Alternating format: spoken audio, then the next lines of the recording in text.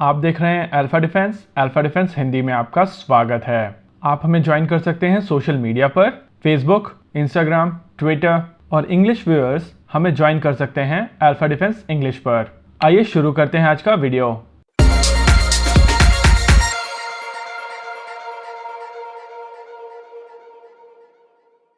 आज के इस वीडियो में हम लोग बात करेंगे टॉप 5 डिफेंस न्यूज के बारे में। आज की पहली अपडेट आ रही है MBT अर्जुन की तरफ से।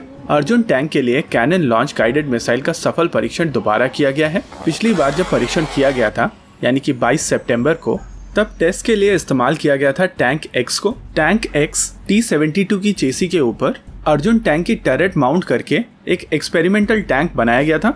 लेकिन आज का जो टेस्ट हुआ है वो MBT अर्जुन मार्क 1 से किया गया है और ये टेस्ट कंपैरेटिवली लॉन्गर रेंज के लिए किया गया है। पिछले टेस्ट की ही तरह इस टेस्ट को भी अहमदनगर की KK रेंज के ऊपर किया गया है और इस टेस्ट के दौरान एक टैंडम हीट वॉरहेड का प्रयोग किया गया था। इस टेस्ट के दौरान इस मिसाइल ने पिछले टेस्ट के मुकाबले लॉन्गर रेंज पर एक एक्सप्लोजिव रिएक्टिव आर्मर वाले टारगेट को आसानी से न्यूट्रलाइज किया है। इस टेस्ट के दौरान जो प्रेस रिलीज आई थी उसके हिसाब से 2 नई चीजें सामने आई हैं। पहली, इस मिसाइल की रेंज 1.5 किलोमीटर से 5 किलोमीटर तक की है। वहीं भारतीय सेना की रिक्वायरमेंट के हिसाब से इसकी रेंज और भी कम होनी चाहिए। भारतीय सेना को ऐसी एंटी टैंक गाइडेड मिसाइल चाहिए जो 500 मीटर की दूरी पर भी टारगेट को न्यूट्रलाइज कर सके और यही कारण था कि लाहत एंटी टैंक गाइडेड मिसाइल को रिजेक्ट किया गया था। और ये चीज DRDO को पहले से पता है, तो मेरे हिसाब से DRDO इतनी बड़ी गलती नहीं करने वाला। दूसरा इंटरेस्टिंग एस्पेक्ट है कि इसको मल्टीपल प्लेटफॉर्म से लॉन्च करने के लिए बनाया जा रहा है और अर्जुन टैंक केवल एक प्लेटफॉर्म है, यानी कि आने वाले समय में ये मिसाइल T-72, T-90 और जो भारत का लाइट टैंक होगा उन सब पर यूज की जा सकेगी। यहाँ तक कि इस मिसाइल को इन्फेंट्री कॉम्बैट व्हीकल्स और आर्मर्ड पर्सनल कैरियर्स पर भी यूज किया जा सकेगा। अब बढ़ते हैं अपने अगले अपडेट की तरफ। ये अपडेट आ रहा है प्राइवेट सेक्टर की तरफ से। भारतीय वायुसेना की पेचोरा मिसाइल्स, जो कि एक surface to air missile system है, उसको अपग्रेड करने का कॉन्ट्रैक्ट एक प्राइवेट सेक्टर कंपनी को दिया गया है। पेचोरा एयर डिफेंस सिस्टम एक एनालॉग सिस्टम है और इसको अब डिजिटल बनाया जाएगा और ये कॉन्ट्रैक्ट दिया गया है अल्फा डिजाइन्स को। इस कॉन्ट्रैक्ट के तहत मिनिस्ट्री ऑफ डिफेंस ने 591 करोड़ रुपीस में 16 यूनिट्स को अपग्रेड करने का कॉन्ट्रैक्ट साइन कर लिया है। S-125 या पेचोरा एक एयर डिफेंस सिस्टम है जिसको भारत ने सोवियत यूनियन से खरीदा था। ये 1950 का डिजाइन है, लेकिन अपग्रेड के साथ में ये आज की तारीख में एक बहुत ही लीथल एयर डिफेंस सिस्टम है। इस मिसाइल सिस्टम की रेंज 35 किलोमीटर की है और ये 60 kg का वॉरहेड ले जाने में सक्षम है। भारतीय वायुसेना के पास में तकरीबन 30 से भी ज्यादा इसकी यूनिट्स हैं और ये डिजिटाइजेशन अपग्रेड एक बहुत ही एसेंशियल स्टेप है इन सिस्टम्स को मॉडर्न डे स्टैंडर्ड्स के सिस्टम बनाने के लिए।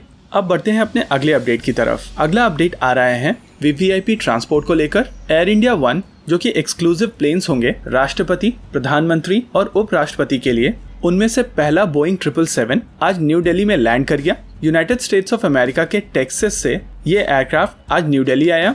फोर्ट्सवर्थ एयरपोर्ट से न्यू दिल्ली एयरपोर्ट के बीच में इस एयरक्राफ्ट ने 15 घंटे की डायरेक्ट उड़ान भरी थी और 3:11 पर ये दिल्ली में लैंड कर गया था। ये बोइंग का 777-300ER एयरक्राफ्ट है जिसको मॉडिफाई किया गया है। इस एयरक्राफ्ट को इक्विप किया गया है सेल्फ प्रोटेक्शन सूट्स से, जिनमें इंफ्रारेड और electronic warfare counter measure systems हैं। ऐसे 2 एयरक्राफ्ट भारत खरीदने वाला है, जिसमें से पहला एयरक्राफ्ट आज भारत आ गया है। अब बढ़ते हैं अपने चौथे अपडेट की तरफ। चौथा अपडेट आ रहा है इंडियन आर्मी और एयरफोर्स के लिए खरीदे जाने वाले ग्रेनेड्स को लेकर। आज मिनिस्ट्री ऑफ डिफेंस ने 10 लाख ग्रेनेड को लेकर नागपुर की कंपनी इकोनॉमिक एक्सप्लोजिव लिमिटेड के साथ 409 करोड़ रुपए की डील साइन कर ली है। ये ग्रेनेड DRDO ने बनाया है। भारतीय सेना के पास जो ग्रेनेड हैं वो वर्ल्ड वॉर 2 स्टैंडर्ड्स के हैं और इनको अपग्रेड करना बहुत जरूरी है।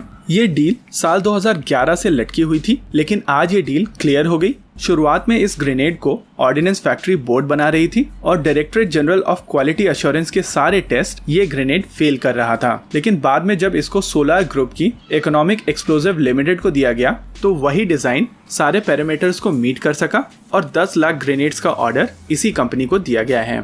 अगला अपडेट है आर्मी कम्युनिकेशन को लेकर। ये काफी बड़ी न्यूज थी, लेकिन बहुत ज्यादा कवर नहीं हुई है।